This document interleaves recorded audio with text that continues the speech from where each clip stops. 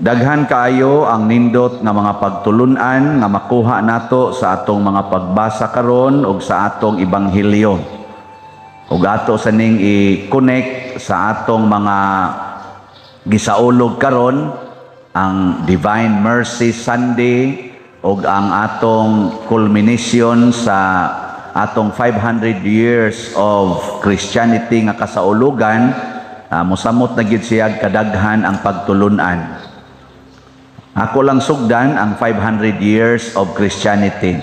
500 katuig sukad nahimo tang Kristiyano. Ang atong na produce ang bunga natay duha ka santos. Si kaila mo? Kisay una natong santo? San Lorenzo Ruiz, taga Manila, Binondo. Ikaduha, San Pedro Calungsod, taga din. Ingon sila, taga Hinatilan ko no, Pedro Calungsod. Taga Cebu, munay final nga kaning historical nga paglukit sa iyang Pinoyanan. Si Lorenzo Ruiz na-apil sa mga martyrs nga nagmisyon sa Japan. Si Pedro Calungsod na-apil sad sa mga martyrs nga nagmisyon didto sa Guam. Kini siya usan ni kapagtimaan nga mao ni pruiba ba sa kaning giingon ni Hesus. Giingnan niya si Tomas, di ba si Tomas nituo man siya Ginoo ko og Dios ko sa dihang nakita na niya, pero katong wa niya makita si Hesus, gisultihan ra siya sa iyang mga kauban, ingon siya, di nako makita, di nako mahikap ang iyang samad, di kumtuo.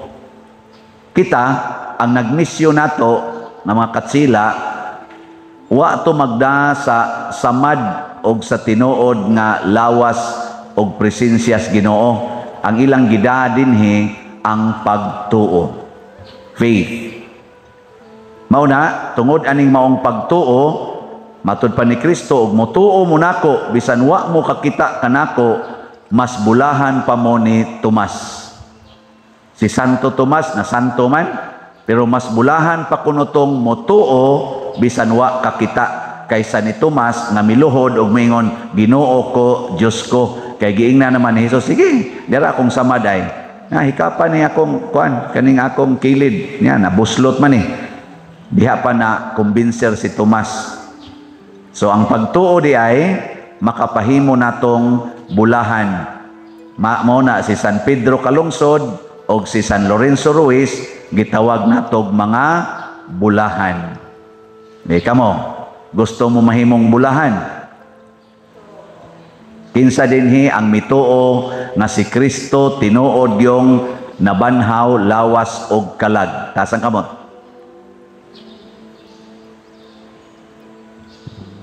Ngano man mo dihang uban wa man mo pataas? Musbon ako ha. Kinsa ninyo dinhi karon ang mituo gyud nya kumbinsido gyud nga si Kristo nabanhaw, lawas og kalag. Taas kamot. O kana, mo na sakto. Pwede na mo mga matay. Nga naman, kay matud pa ni Kristo diri sa atong ebanghelyo, isangyaw niya, isuhat ni siya, nga ako nabanhaw o gibuntog ko na ang kamatayon, wala na'y gahom ang kamatayon kanako, mabanhaw rasad tong tanan, nga nagpakamatay kuyog nako. Muna si San Pedro Calungsod, si Lorenzo Ruiz, sila pa mangduha atong na-recognize, pero napagoy daghan. Kanang nagpakamatay sila, sama sa kamatayon ni Kristo, tungod kay nasayod sila og siguro sila nga mabanhaw. Kinsa man sa ninyo dinhi ang motuoron nga si Pedro Calungsod og si San Lorenzo Ruiz, tinuod yung nabanhaw, lawas og kalag, nya tuan na ron sa langit. Nasa kamot? Adi na mo to? Sayop din simbahan di ay? Nasayop ang simbahan? Allah, patay mo diya. Mao na, sa tinud-anay ang atong problema karon sa atong pagtuo, Bisag na human na taning 500 years natong pagsaulog, daghan pa kayo natong mga Filipinos, lay persons o pari, nga dili pa gustong mamatay sama sa kamatayon nga giagian ni Kristo. Daghan. Nga naman, nahadlok patas kamatayon. Hilingi ay mong tupad. Ina, gusto kang mamatay nga martir? Sige na gusto kang mamartir? Sige na. Oo, galiso day. Wa manggay mo mulingi sa inyong tupad. Bisas paglingi na lang, unsa nakag-imartir? Bisag paglingi, nahadlok. Lingi tanang unta kailana. Unsa nakag-ingnon ka, pagpamartir lang, pakulata lang. Saan mo tagyog kang dili mo tuman na? Nga naman, nagtuo manggod ta nga ang kasakit o kamatayon isip martir, usa kadakong dimalas, usa kadakong inhustisya, usa kapag panamastama sa atong kaugalingon, na kinahanglang yung ikihan na nato, kinahanglang protektahan nato atong kaugalingon, mao gid nay atong framework karon. No? Di man mo musanong. Mahobitan ng sigitag pangural sa tong balay kay para wagi mahitabo na tong dautan.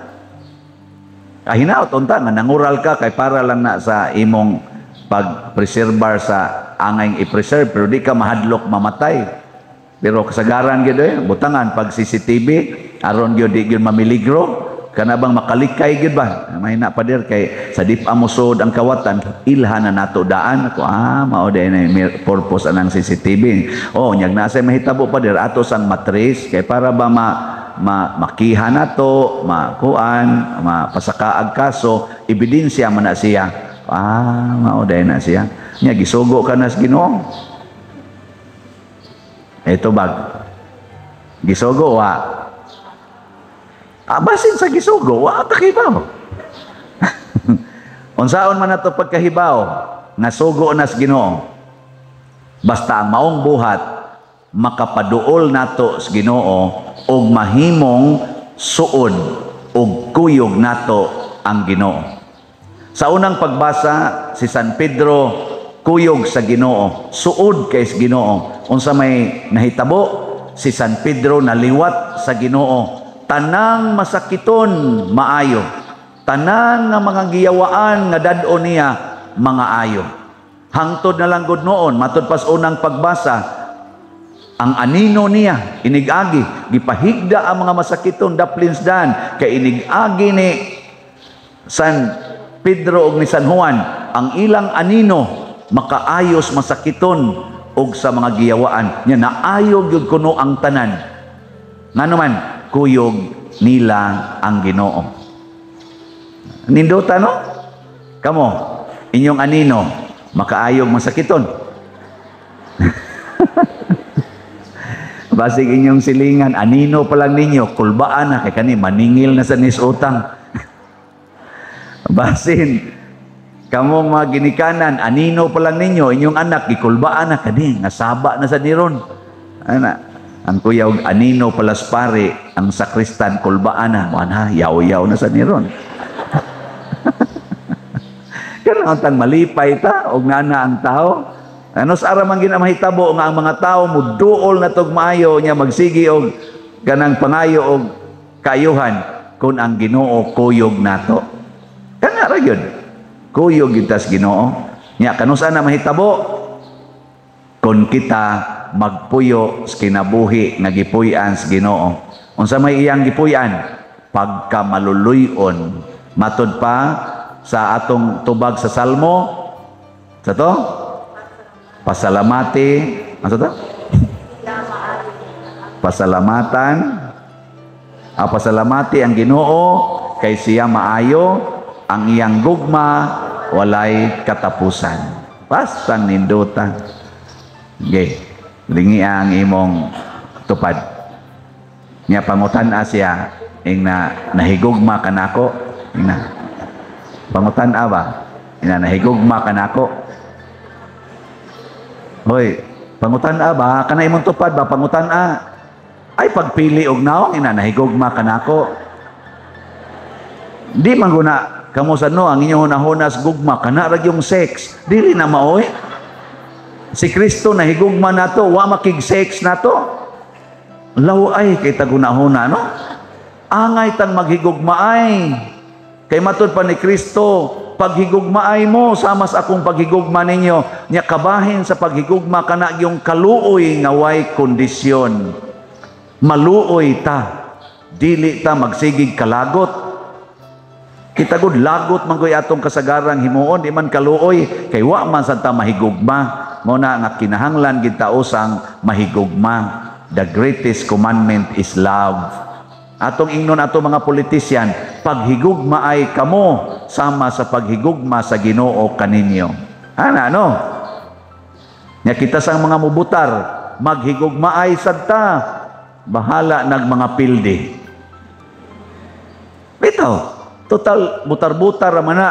Ang importante diha ang paghigugma ay man, ang mapildi mohigugma sa nidaog. Ang nidaog mohigugma sa mga napildi. Kanindot ana. Igo raman tang nagbutar aron mahibaw-an kinsa maoy gipili sa atong nasod. Nya og kinsa gipili sa nasod og naghigugmaay ta, wa nay dinumtanay. Unsa man? Alagaray. Alagad. Oy, magdumot man noon ang nakadaog. Purti na masanong istriktuha, wa ako kadaog aning dapita, bantay lang gyud nako, wagi mo'y proyekto diya. Gigagod nimo.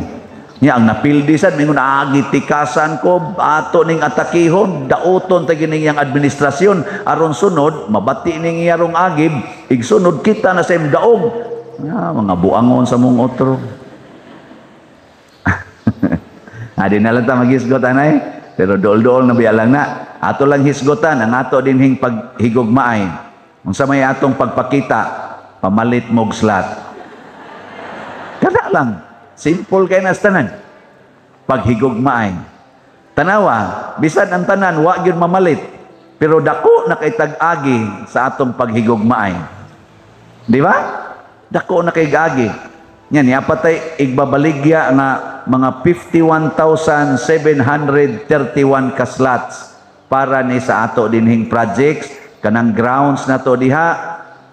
Next week siguro kay naapiki mis panahon mag-present kog PowerPoint para makakita gyud mo diha sa tinuod nga mahitabo og sa ato diring kumbinto og diha og kaning pag-usaban ng atong pasad sa simbahan. Kita sa ninyo ang cost, pero bana-bana nako kining 51,731 ka slots ipuno pa ni natong nahalin. Ang halin nato karon niabot naman og sa DOPS man DOPS ba para sa tong project niabot ang atong halin og 2,269 ka slots na. Atong pakpakan ang mga namalit ani. Nya 54,000 gid ni tanan ka slots. Og mahalin ning tanan, mahuman na dihang atong atubangan, matukod pang ato diring kumbinto nya manindot sa na diha kanang atong agianan karon nga bag-o natong ipadak-an. Kana lang tulo ka project usa diha sa tubangan og diri sa Loyo.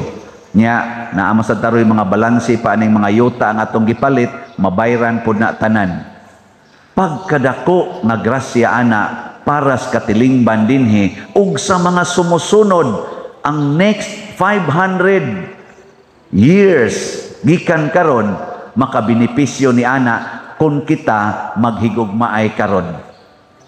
Sige. Himuan ning target na karong sulod sa duha ka buwan within 2 months makapalit kag usa ka slot. 1,000 per slot.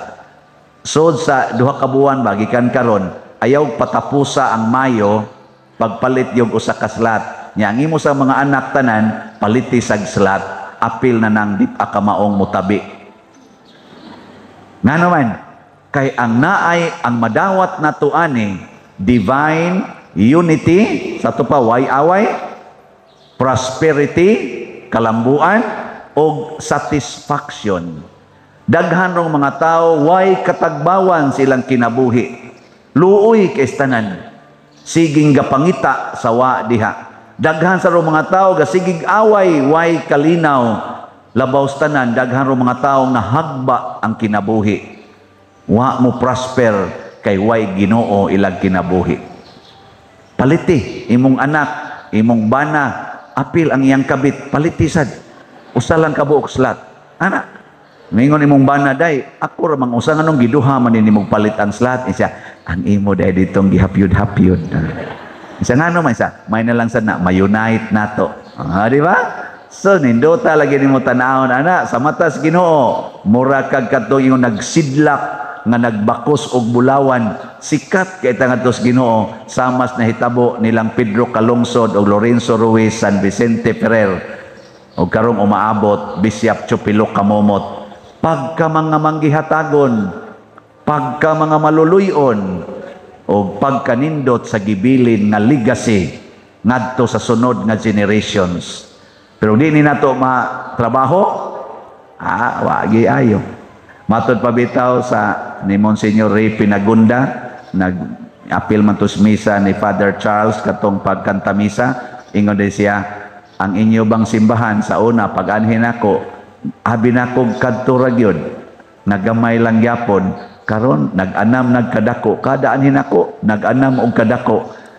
Tungod kay naghigugmaay ta, pero kuwang pa, diya pa'y 51,731 ka mga okasyon na magpakita tas atong gugma. Gitawag ni siyang opportunities to show our love, our unity, and our being a parish, territorial o online nga parishioners. Kagabi na-touch kay ko, inaot uta makabati ni siya. Niabot ko diri alas 11 nas gabi. Dihay nagparking nga sakyanan. 2 hours nang gahuwat. Kay gusto gid siya makakita nako kay muuli na siya balik ngadto sa Germany. Pagkakita niya nako, lapad kita na jud ko nimo picture ta. Ngit-ngit ta kay simbahan.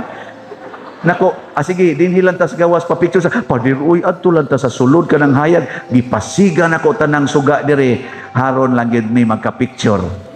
Ana. Nakaingon ko, ala, grabiha ani ni ano. Nako niya, unsa may sunod siya, mupalit kog slot. Nako, sige, palit kog slot. Nako, di ra ba ko mudawat ana niya sirado ng opisina, gitawag lang sa nako ni si Remy kaniya akong sekretary, nako resibo dito rin kay para palit mag slot alas 11 gabi. Inaot untang buhi pa to siya no, inigbalik na to Germany.